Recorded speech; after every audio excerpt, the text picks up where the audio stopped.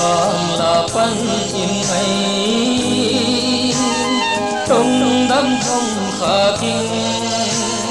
nào bằng na sang hiang lùng mol cây sim tu lùng mol cây sim tu sim lai tuần tu pan gel sim lâu ấy na kêu anang ngài mìm vang thu minh lao ca nông lệ ngô lao ca nông lệ ngô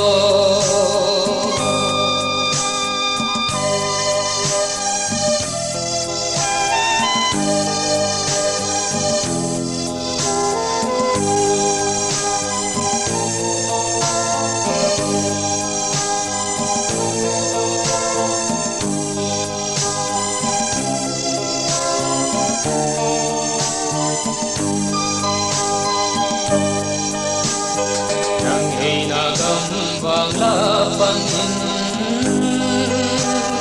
không lẽ ngô ngày yo noa mà khô min hồng băng khôi ni yo hồng băng khôi ni yo đồn băng nhịp qua mà tiếng ngày yo khi xin su chẳng lẽ ông yêu cây nô kim giống như cây ninh kim giống như cây ninh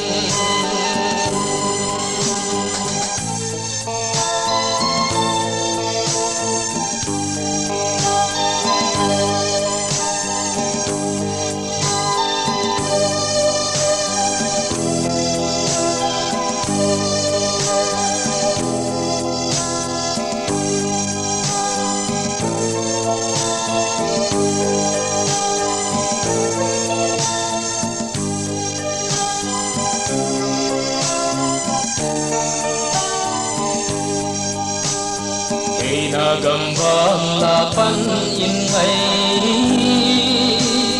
tung đám không khả kinh nào bằng na sang hia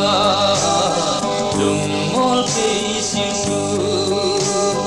đừng mol cây sim du xin lại rồi tu pan gel sim lu hey na kêu anang ngài mìm vang thu minh